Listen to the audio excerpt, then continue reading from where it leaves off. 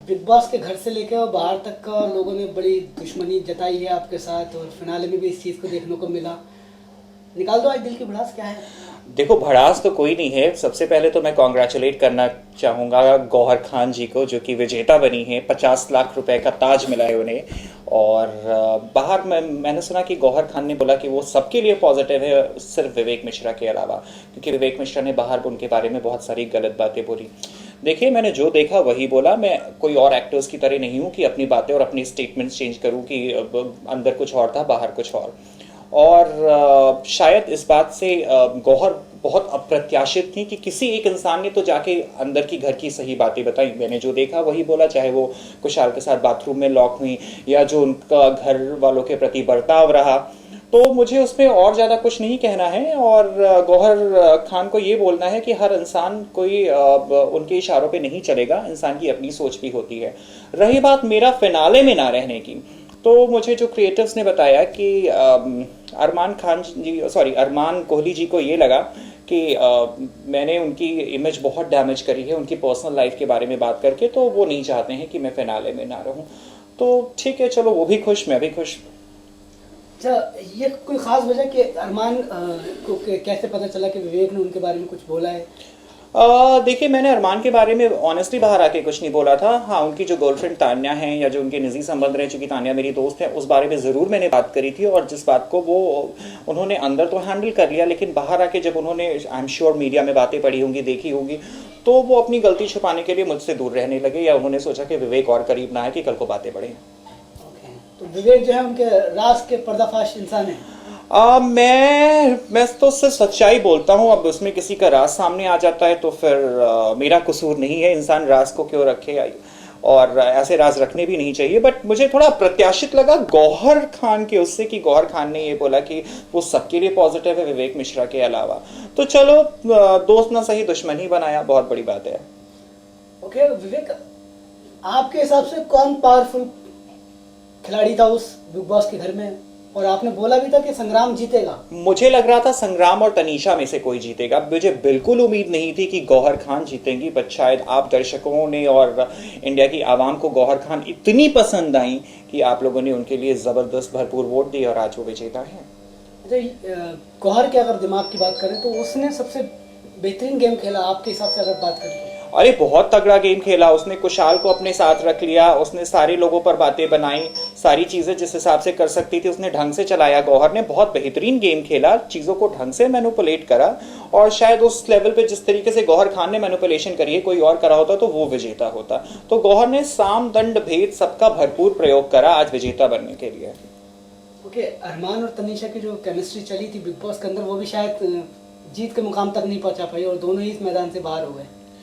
अब देखिए, अगर वो बिग बॉस के मैदान से बाहर हो गए, बट आई होप कि उनकी निजी जिंदगी में दोनों को भरपूर सहयोग मिले, एक दूसरे का प्यार मिले और दोनों का बॉन्ड अच्छा चले। और मुझे लगता है कि कुशाल और गौहर की जो लव स्टोरी या लस्ट स्टोरी थी वो ज्यादा कामयाब रही और जिससे गौहर मैडम विनर बन गई।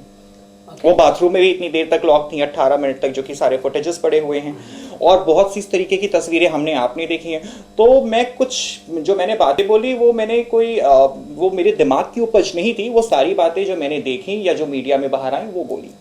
अच्छा, जो अरमान और तनीषा के बीच में लव स्टोरी चल रही थी उसके गवाह तो शायद आप भी थे, आपके सामने। देखिए, मैं नहीं बोलूंगा लव स्टोरी थी। जब तक मैं था मुझे दोनों एक बहुत अच्छे दोस्त दिखे थे। और वो होता है ना, दुश्मन का दुश्मन दोस्त बन जाता है, क्योंकि तनीषा को सबने दरकिनार कर दिया था। अरमान के गुस्से की वजह से लोगों ने अरमान को दरकिनार कर दिया था, तो दोनों एक हो गए थे, दोनों एक दूसरे का सहयोग करते थे।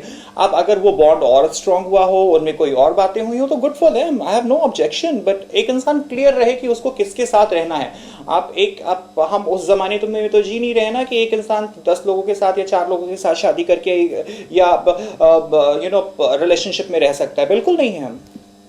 विवेक, आप 8 दिन से ज्यादा भी रह सकते, तो कोई खास वजह कि 8 ही दिन आपके कदम बिग बॉस के घर में रहे? शायद मैं भी लव स्टोरी करता, बाथरूम में जाके थोड़ा लॉक होता, थोड़े कपड़े गिराता, थोड़ा एंडी की तरह चड्डियों में घूमता, तो शायद ज्यादा दिन रहता था। बट मैं वैसा विवेक हूं नहीं, तो इट्स ओके। कोई मिला नहीं पार्टनर? नहीं यार, सारे तो एक दूसरे ने कब्जा कर लिया था, मेरे लिए कोई बचा ही नहीं था। अच्छा, सबसे अच्छा दोस्त कौन बनाता है विवेक का बिग बॉस के अंदर? मैं बोलूंगा Tanisha. Tanisha is a very nice human being, बहुत अच्छी लड़की है तनीषा, और उसकी अपब्रिंगिंग बहुत अच्छी है। यही वजह थी कि आपने देखकर मन को उसके पुराने जमाने को याद दिलाया? बिल्कुल नहीं, मैं तो अरमान से जानना चाहता था, हेलो बाहर कोई और अंदर कोई और बता तो दो। ऐसा तो नहीं है कि कल को बैक स्टेज कोई और रखोगे, फ्रंट स्टेज कोई और रखोगे, गाड़ी में कोई और रखोगे।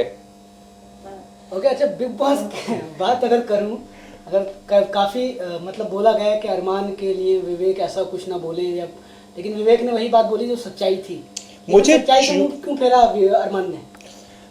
शायद अरमान जिंदगी के नए पड़ाव में आ गए हैं और वो नई शुरुआत करना चाहते हैं, तो उससे वो सच्चाई जो है, सच्चाई से मुंह नहीं मोड़ सकते। वो अपनी चीजों को एक्सेप्ट करके और फिर माफी मांग के आगे बढ़ सकते हैं। उसके लिए जरूरी नहीं कि बातों को नकारा जाए। हर इंसान जिंदगी में बहुत सी चीजें करता है जिसका उसको सही रिजल्ट नहीं मिलता, या वो चीजें गलत होती हैं। उसके लिए आप सिंपल सॉरी बोल के आगे बढ़ जाइए। आपको उन बातों को नकारना नहीं है, उसको झुठलाना नहीं है और डरना नहीं है। अगर आपके अंदर डर है तो आप सबसे बड़ी चोर हैं फिर। अच्छा विवेक, उसमें एक खिलाड़ी बहुत ही जबरदस्त आया था जिसका नाम है एजाज खान, कैसा लगा?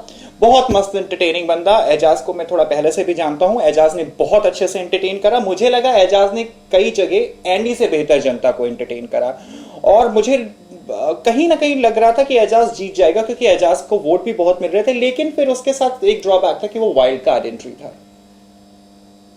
अच्छा अब जो नेक्स्ट ईयर अब होगा सीजन 8, तो अभी अपनी तरफ से कोई एक नाम देना चाहोगे बिग बॉस के घर के लिए? किसको जाना चाहिए? हाँ, क्योंकि अभी तक हाल तो सामने आए होगा ना कुछ नया।